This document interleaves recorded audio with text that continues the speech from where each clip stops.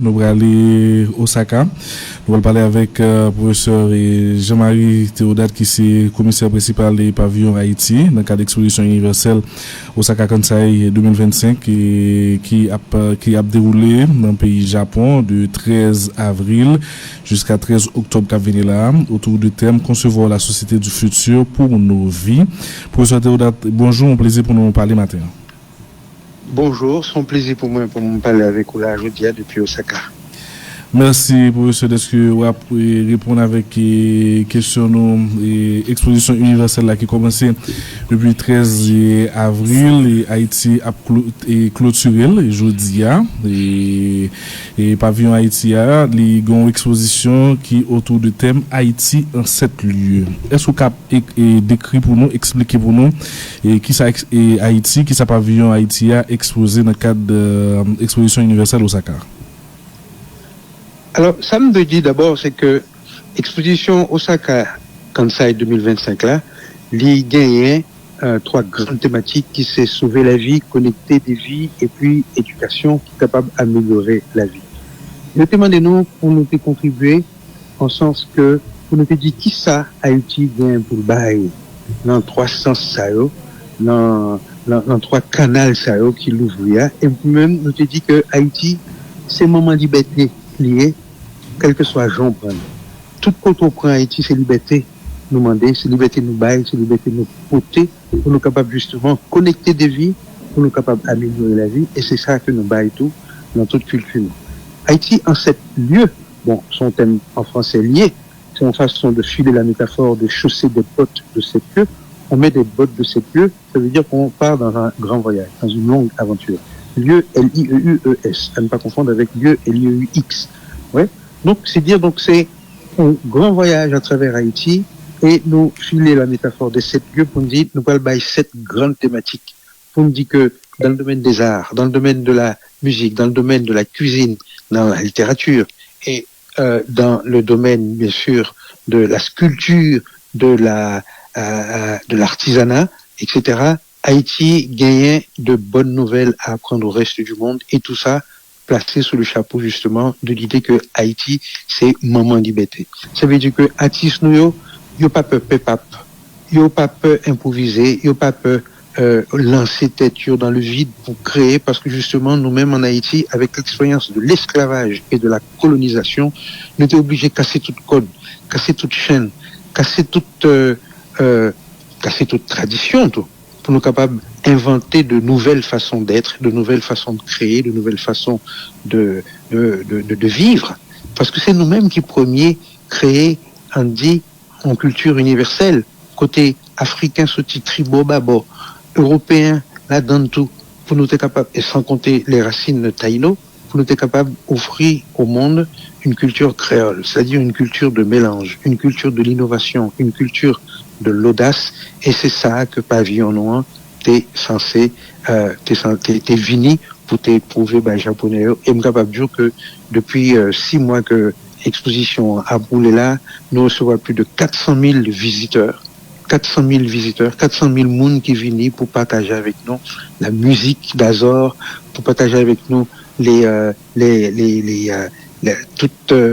toute la littérature, parce que faut voir que comme t'as décrit ici là pour me dire que Pavillon Noir, ligue en portique avec les 7 trésors de notre littérature, avec Franck Etienne, avec Dany Laferrière, avec Louis-Philippe d'Alembert, avec bien entendu Yannick Lins, Edwige Dantica, Yannick Lins qui est peut-être le futur prix Goncourt, avec bien entendu René de Pestre et qui est aujourd'hui centenaire. Donc, pour dire que nous gagnons une culture très riche et qu'il y a un pile japonais qui est intéressé à venir non seulement sous pavillon pour voir ça nos côtés, mais surtout intéressé, je veux dire, à venir en Haïti, parce qu'il faut que nous pas oublier que c'est sous l'égide du ministère du Tourisme que le commissariat général là travaille et que l'idée nous c'est faire de Haïti une destination touristique de grande envergure. Dans le communiqué qu'on publie sous journée. Merci pour l'échange là. C'est l'une des rares fois que moi lis un communiqué de presse avec tant de bonheur et qui sortit des sentiers battus m'appelé là, dans communiqué et bien content, j'en ai exprimé. Nous voulons rappeler à Osaka que la liberté est un bien commun, universel, que l'humanité a beaucoup à apprendre de l'expérience d'un peuple qui a su faire le double chemin du pardon et de la promesse. Le pardon accordé aux bourreaux pour dépasser les horreurs subies dans le passé et la promesse de la fraternité pour assurer la possibilité d'un monde meilleur. Notre journée nationale sera l'occasion de partager notre joie de vivre, notre foi dans un monde de partage avec une égale dignité entre les cultures et les peuples. Là, c'est Haïti qui fait nous fringants, qui fait nous fréquents, qui fait nous contents de lever tête, nous, regarder tout le monde nager, nous accolade, nous boire café ensemble, nous boire clair ensemble. C'est le bon, le beau et l'universel d'Haïti qui est quelque part exposé sur ce bout de terre à Osaka et au Japon, professeur Théodore. Faut pas oublier que avant crise institutionnelle, sociale, politique que le pays a traversé depuis environ une quarantaine d'années, d'accord, Haïti est connu dans le monde comme le peuple le plus gai, le plus joyeux. Haïti vive la différence, nous te qu'on dit. Haïti est connu pour son carnaval, Haïti est connu pour sa musique, Haïti est connu pour sa peinture, Haïti est connu pour sa cuisine, etc. Eh bien, tout trésor ça, yo là toujours. Faut que nous pas jeter le bébé avec l'eau du bain. C'est justement pour nous capables aller au-delà, je dis, de l'écume de l'actualité qui est marquée par le chaos, marquée par la guerre, etc., que nous voulons aller en profondeur. Donc, nous descendons en profondeur, on dit, mais qui ça qui gagne un pays, et cette joie de vivre, cette façon de partager, cette générosité, c'est ça qui est inscrit vraiment dans notre ADN, c'est ça que nous avons reçu en héritage à Vertières, et c'est bonne nouvelle ça que nous gagnons comme mission pour nous simain avec le reste du monde. Dani, merci beaucoup pour le travail ça, merci pour l'exposition ça, et là, c'est cette lieu, et cette avenue pour illustrer la trajectoire d'un peuple qui conserve sa soif de partage, d'ouverture et de fraternité. Cet artefact, œuvre de nos artistes et artisans dans les domaines de la peinture, de la sculpture, autant de voix qui parlent au cœur. 7 pas de temps pour retracer les grandes étapes de notre évolution empreinte de bravoure, d'intelligence, de résilience. 7 saveurs pour inviter à la découverte de notre gastronomie, un mélange d'ingrédients tropicaux, d'influences multiples de créativité populaire. 7 auteurs emblématiques de la littérature haïtienne, parmi eux des trésors vivants et des mapous dont les mémoires illuminent encore. 7 valeurs distinctives qui caractérisent ce peuple marqué du sceau de la liberté, d'un courage, d'une gaieté et d'un sens du partage inégal. 7 endroits parmi des sites touristiques, historiques ou culturels les plus attirants de la Caraïbe. Et c'est nous, et c'est nous. C'est nous. C'est-à-dire que l'était temps pour nous effacer, pour nous retirer le masque de la fatalité, le masque du pays, ça, son pays maudilier. Justement, Jodia, Haïti voulait montrer son vrai visage au reste du monde et nous fait lire par cette façon, 7 fois 7, on met un scénario en 49 cellules, on dit 7 fois 7 là, c'est une sorte de symbole mystique tout. On dit que Haïti bien vivant, Haïti pas péri, et dans les pas péri, ça veut dire que pro racine nous, au fond et en pile, et c'est toute créativité que nous voulons venir mettre là en exergue à Osaka. Et nous sommes capables de dire que 400 000 personnes qui nous déplacent nous ont apprécié ça. Il faut bien annoncer nous tout que jeudi, nous avons bien la joie, le plaisir de recevoir la visite de Naomi Osaka en personne qui vient visiter le pavillon noir et nous était très content de ça que nous avons fait. Dani? Professeur Théodate, merci beaucoup. Et l'exposition a fini le 13 octobre. Entre-temps, Haïti a continué à exposer, si vous comprenez bien. Oh, non seulement Haïti a continué à exploser, pendant ma parole avec vous là, c'est préparé pour que demain, dans le blaï, qu'on nous là, site là, à Yumeshima, parce que demain, c'est la journée nationale d'Haïti. C'est-à-dire que toute les 190 pays qui viennent là, tout le monde va avoir les yeux braqués sur Haïti.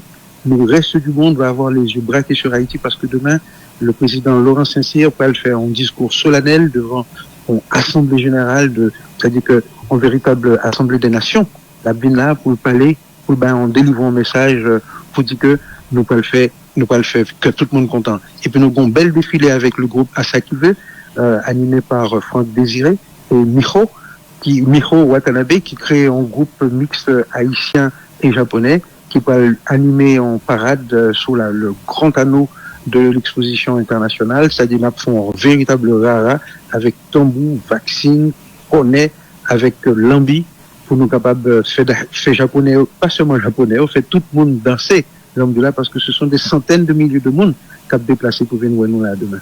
Et comme si bien l'impression que l'exposition universelle là, elle a commencé 13 avril et que c'est Haïti qui a clôturé. Si c'est le cas, et ça mérite d'être souligné et c'est très symbolique. Mais c'est ça même c'est-à-dire que dernière grande journée d'exposition internationale là, c'est avec nous il a fait. Donc nous sommes en quelque sorte, ça nous a capable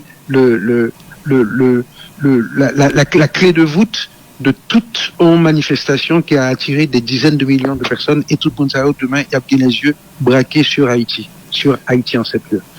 Faut-il parler nous rapidement avant de nous remercier pour disponibilité de exposition universelle. Moi-même j'ai eu la chance d'aller à Dubaï en 2022 pour l'exposition 2020 qui était faite 2 ans plus tard et à cause de Covid. Haïti par le passé réalisé exposition universelle. Auditeur qui attendent nous là, qui ça doit connaître de exposition universelle, de événements et d'ampleur internationale ça?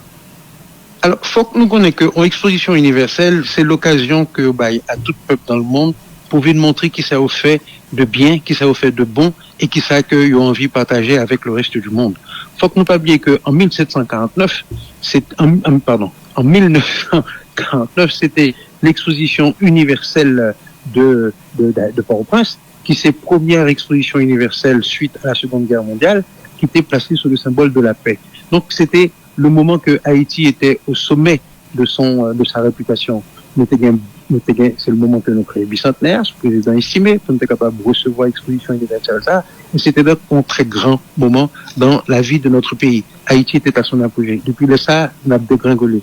Eh bien, je dis à là, c'est occasion pour nous venir remettre Haïti dans l'agenda international, pour nous resituer Haïti sur la carte, sur la map monde universelle, pour nous dire que non seulement nous là, nous pas péri, mais surtout nous là, nous avons continué. Artistes nous ont fait bon travail, écrivains nous ont écrit gros livres, et nous pas loin célébrer avec Yannick Lahens le prix Goncourt, vendre la peau de l'ours avant de l'avoir tué, mais actuellement là, c'est lui-même qui est en tête de notre portique, et moi que c'est lui-même tout, qui a favorisé en tête de liste des écrivains candidats à au moins 4 grands prix littéraires en France. Ça veut dire que pendant que n'a souffri, pendant que n'a tombé en balle bandit en Haïti, pendant que le pays a en boulade chaland maintenant, eh bien, nous avons une culture qui a rayonné à travers le monde, et Osaka, c'est quand même la 2e grande métropole japonaise. Le Japon, c'est le 3e pays le plus riche au monde.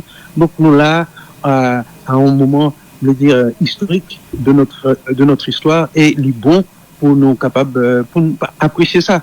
Le compte dit que même machin de charbon ni chez Douette, allez voir pour machin de siwo. Nous-mêmes Haïti, machin de siwo ni.